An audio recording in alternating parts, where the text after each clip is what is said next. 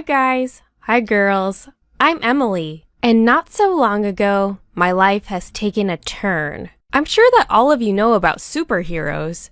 Spider-Man has webs and the ability to climb walls. Iron Man is able to invent anything given the chance. I used to adore those characters, cause they could do all sorts of cool stuff. But not so long ago, I got a superpower of my own. I was 13 when it all started. I was just an ordinary, inconspicuous schoolgirl. I always studied well, but was too shy and had no friends.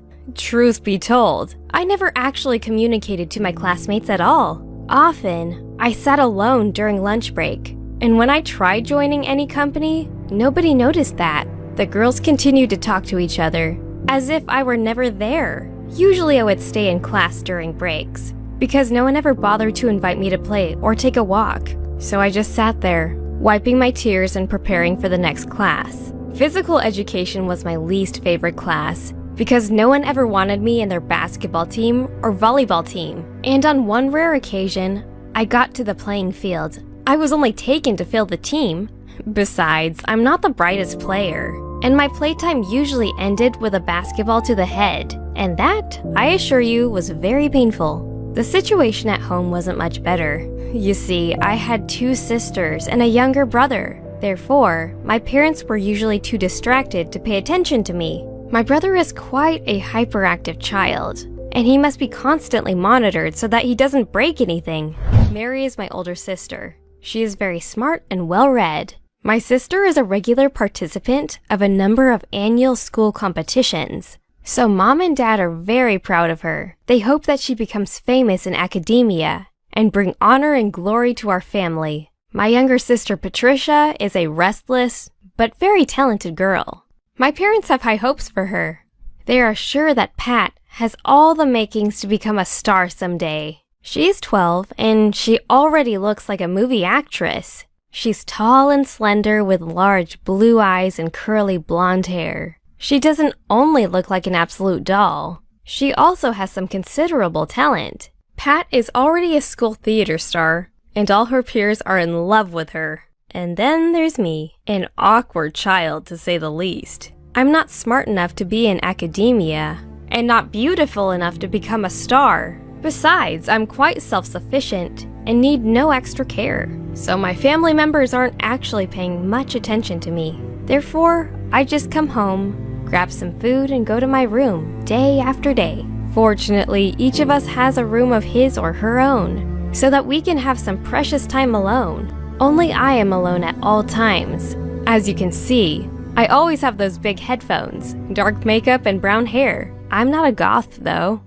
I was pretty comfortable with such a life until something happened to me. Somehow, I managed to fall in love. For real. For the first time in my life, and my feelings were so strong that I could not imagine a day without that boy. His name was Robert, and he was from a nearby school. He was just recently transferred to our town, and I was immediately smitten by him. You see, Rob was the true embodiment of male beauty, a tall, slender, muscular, dark-eyed brunette. He overshadowed everyone around him. I could not stop staring at him when he was nearby, but the teachers seated him next to Linda, the most beautiful girl in our class. She was sure to charm him soon, and I obviously didn't want that to happen. So you see, I was almost forced to act. I couldn't just allow Linda to take Rob. Yes, she was beautiful, slim, and smart, but I was sure she would never love him as much as I did, and I experienced love in its purest form. So I came up with a plan and brought my only friend Rita into the process. She is just as mousy as me. We often walked together after school, sometimes did homework at her place, and sometimes sit in a cafe after school. Rita also had a number of brothers and sisters, so her parents paid as much attention to her as mine did to me. The first step of my plan was to make Rob like me. I haven't actually made the second or the third step, because I already had problems with the first. You see, I had absolutely no idea how to impress a boy. So Rita tried to help me. She found out Linda was going to host a cool party the following weekend. Linda's parents were out of town. They went on a visit to her grandma. and Linda was left all alone at their own great big mansion. Naturally, she hosted a grand party. Now Rita and I had to somehow sneak into it. No one cared to invite us. I decided to act and went to talk with Linda the very next day. I spent 5 full minutes standing near her desk until one of her friends pointed at me. Linda asked me what I wanted with a disgruntled voice. I asked her for 2 invitations for Rita and myself. Linda pulled a face, but allowed us to come and turn back to her friends. That short conversation was very stressful for me, and I had to take a deep breath afterwards. Just at that moment, Rob entered the class and sat near Linda. She looked at him with eyes of love, and he looked back. That was very painful to watch, so I looked away, but I was still determined to make him notice me. And then the weekend came. I told my parents that I would be back late, or even the next morning, but they paid no attention to my words. Mom continued with her TV quiz, and Dad just sat in the kitchen, absent-minded. Anyway, I put on my own bright dress, that is, my only dress that wasn't black or gray, and left the house. Rita was already waiting for me at the door. She and I were both scared, because we had never been to parties. The road to Linda's house was a real challenge to both of us. Funny thing is, we met a lot of our classmates along the road, but no one said hello. They behaved like we were non-existent. But that wasn't really important. The only one important to me was Rob. We went through the open door and felt as if we'd left the known world. Some of the boys and girls were dancing. Others were hugging and kissing each other nearby. Several pouring strong drinks, and some even organized a rap battle with very real bets. Everyone had a lot of fun. Rita and I went to the second floor, unnoticed. And there we found Rob already with Linda. I stood next to them for some time and listened to them talking, but they didn't appear to see me. It seemed like there was a wall between us. Finally, I got up the courage and lightly touched Rob's shoulder. He turned around and asked what I want. I hesitantly asked him to dance. Linda looked at me, bewildered. Then she and Rob exchanged glances and started laughing out loud. That was incredibly humiliating. I flew down the stairs and ran out of Linda's house. Once again, I was just an invisible girl for everyone around, even for the boy I loved. I came home in tears, but no one noticed my condition. My parents and siblings celebrated Mary's victory in the latest school competition. I ran into my room and locked the door. Now I was left all alone except for Yaki, my beloved fluffy white cat.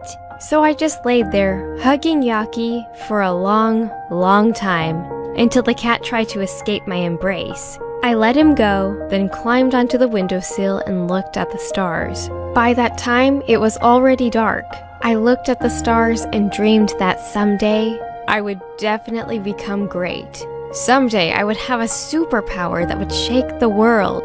Rob would most definitely be impressed by it and love me 100%. I wish to be special, to be great, to be the one and only.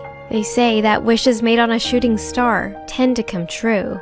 Well, my wish did come true, but in a very special way. Anyway, I wished to get a superpower. And at that very moment, Yaki jumped onto the windowsill. He looked at me, then at the shooting star, then again at me, and stood still. My cat has different colored eyes, and at that moment, they were also full of sparks. I felt mesmerized. I could not take my eyes off those sparks, so I just sat there, watching.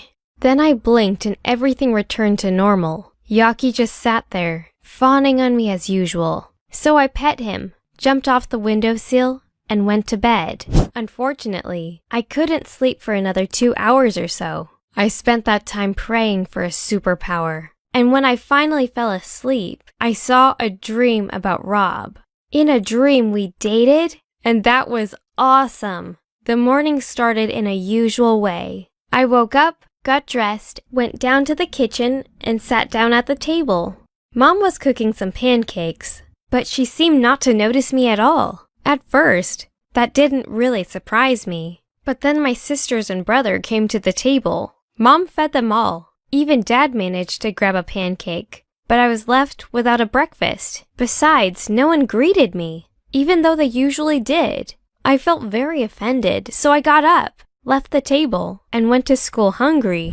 At school, I went to Linda and greeted her myself, but she jumped in surprise, asked who was there, looked through me and ran away in fear. I was so confused. That looked like a joke, but Linda's emotions were so very real. I decided to wash up just in case and went to the toilet. There I washed up, looked at the mirror, and saw no reflection whatsoever. I washed up once again, in case of hallucinations or a weird daydreaming episode, but the mirror reflected everything except me. I ran away from the restroom in horror, hitting several pupils on my way out. They got up and looked around, surprised as if they were hit by an actual ghost. I wasn't sure what to do. Maybe I was actually a ghost. Maybe I died at night and never really felt that? Yet then I leaned on a tree and my arm didn't pass through it. I concluded that I was actually alive but somehow unnoticeable. And then I remembered the shooting star and Yaki's eyes, and I understood everything. Somehow, I got what I wanted. Now I had an actual superpower. I was an invisible girl.